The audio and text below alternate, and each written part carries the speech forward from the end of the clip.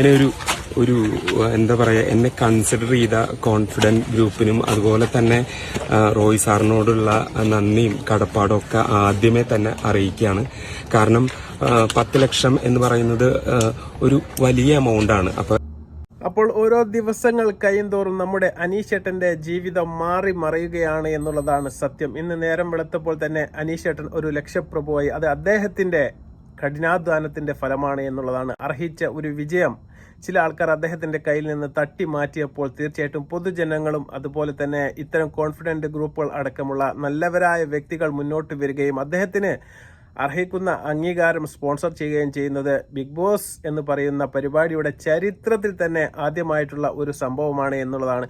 അനീഷേട്ടൻ വളരെ നല്ല മനസ്സിന്റെ ഒരു ഉടമയാണ് എന്ന് തെളിയിക്കുന്ന വാക്കുകൾ തന്നെയാണ് ഈ വീഡിയോന്റെ തുടക്കത്തിൽ തന്നെ ഞാൻ നിങ്ങളെ കേൾപ്പിച്ചത്. അദ്ദേഹം പറഞ്ഞത് കേട്ട് കാണും. ഒരു സാധാരണക്കാരന്റെ ജീവിതത്തിൽ ഒരു 10 ലക്ഷം രൂപ എന്ന് പറയുന്നത് വലിയ ഒരു സംഖ്യയാണ് എന്നാണ് അദ്ദേഹം പറയുന്നത്. തീർച്ചയായിട്ടും സാധാരണക്കാരന്റെ ജീവിതത്തിൽ എന്നല്ല, ഏതൊരു മനുഷ്യന്റെ ജീവിതത്തിലും പ്രൈസ് മണിയായിട്ട് 10 രൂപ കിട്ടിയാലും അത് ഏറ്റവും വലിയ ഒരു സംഖ്യ തന്നെയാണ്. അതുപോലെ തന്നെ അത് ഏറ്റവും വലിയ ഒരു അംഗീകാരവുമാണ്.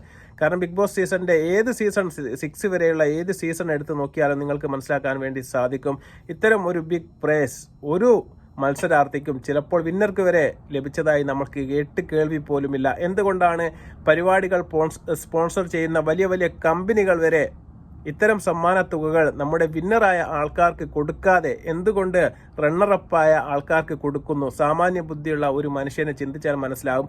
ഇത്തരം വലിയ വ്യവസായികൾക്ക് വരെ മനസ്സിലായി കഴിഞ്ഞ ഒരു സാരാർത്ഥം അല്ലെങ്കിൽ ഒരു സത്യം തീർച്ചയായിട്ടും ജെന്യൂനായിട്ട് നിങ്ങൾ ചിന്തിക്കുകയാണെങ്കിൽ ഈ ബിഗ് ബോസ് വിജയിച്ചത് യഥാർത്ഥത്തിൽ വിജയിച്ച ആളല്ല എന്നുള്ളത് പച്ച വെളിച്ചം പോലെ സത്യമാണ് എന്നുള്ളതാണ്.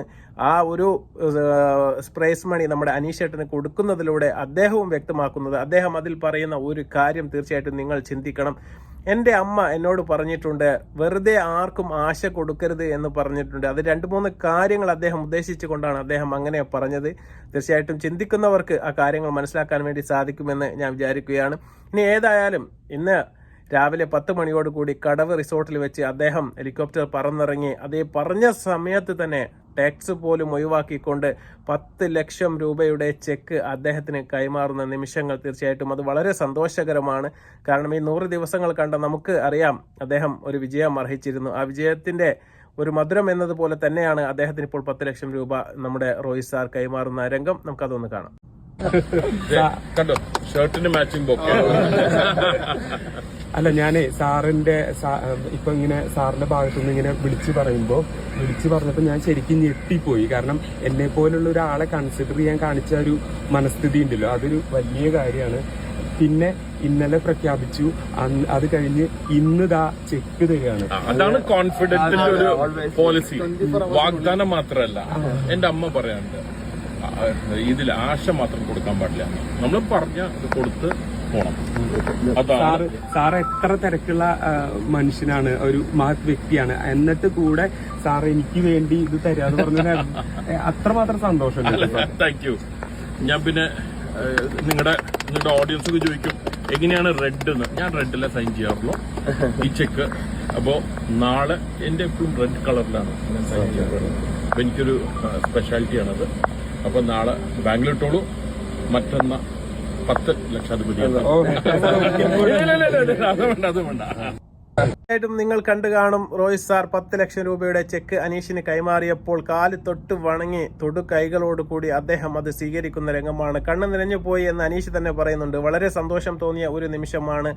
അർഹിക്കുന്ന അംഗീകാരങ്ങൾ എത്ര വൈകിയാലും നമ്മെ തേടിയെത്തുമെന്ന് നമ്മൾ പറഞ്ഞു കേട്ടിട്ടുണ്ട്. അത് തന്നെയാണ് അനീഷിന്റെ കാര്യത്തിൽ സംഭവിക്കുന്നത്. ഓരോ ദിവസം കഴിയുന്തോറും അത്രയ്ക്കും പ്രോഗ്രാമുകളും സ്വീകരണങ്ങളും ആദരവുകളുമാണ് നമ്മുടെ അനീഷേട്ടനെ തേടിയെത്തുന്നത്. ഞാൻ പറഞ്ഞതുപോലെ തീർച്ചയായിട്ടും അർഹിക്കുന്നതാണ് എന്നുള്ളതാണ്. ആ അംഗീകാരം ഒരു സാധാരണക്കാരൻ എന്ന നിലയിലാണ് ഞാൻ കൊടുക്കുന്നത് എന്ന് അദ്ദേഹം പറയുമ്പോഴും അദ്ദേഹത്തിന്റെ മനസ്സിന്റെ ഉള്ളിൽ തീർച്ചയായിട്ടും അദ്ദേഹത്തിന് അറിയാം ഈ ബിഗ് ബോസ് വിജയിക്കാൻ അർഹനായിട്ടുള്ള വ്യക്തി എന്ന് പറയുന്ന അനീഷേട്ടനാണ്.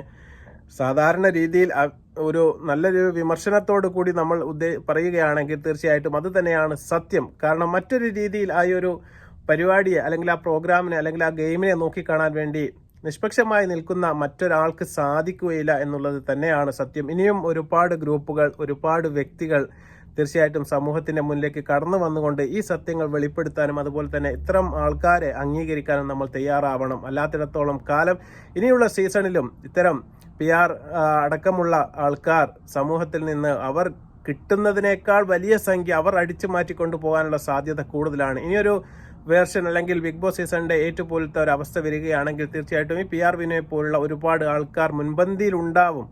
കാരണം മത്സരാർത്ഥികൾക്ക് പേടിയാണ്. കാരണം അവർക്കറിയാം ഇപ്പോൾ ഈ കപ്പ് തൂക്കിയത് തീർച്ചയായിട്ടും അദ്ദേഹത്തിന്റെ ഒരു പിൻബലത്തിലാണ് എന്ന കാര്യത്തിൽ കേരളത്തിൽ ചെറിയ മക്കൾക്ക് വരെ യാതൊരു അഭിപ്രായ വ്യത്യാസവും കാണുകയില്ല.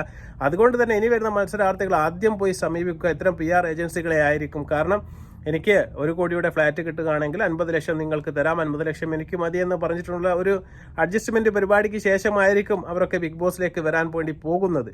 അത്തരം ആൾക്കാർക്ക് പണം കൊയ്യാനുള്ള ഒരു സാധ്യത ബിഗ് ബോസ് എന്ന് പറയുന്ന ഈ പ്ലാറ്റ്ഫോം ഉണ്ടാക്കി കൊടുത്തു എന്ന് വേണമെങ്കിൽ നമുക്ക് പറയാൻ വേണ്ടി സാധിക്കും. തീർച്ചയായിട്ടും അതിൽ നിന്നൊരു മാറ്റം വന്നിട്ടില്ല എങ്കിൽ ബിഗ് ബോസ് എന്ന പരിപാടിയിൽ നിന്ന് പ്രേക്ഷകർ തീർച്ചയായിട്ടും 100% അകലുക തന്നെയാണ് ചെയ്യുക എന്ന കാര്യത്തിൽ യാതൊരു സംശയവുമില്ല.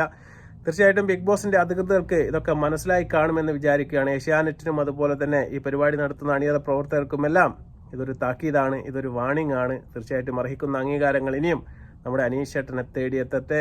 അദ്ദേഹത്തിന് എല്ലാവിധ വിജയാശംസകളും നേരുകയാണ്. വീണ്ടും നല്ലൊരു വീഡിയോയുമായി വരുന്നതുവരെ ബൈ.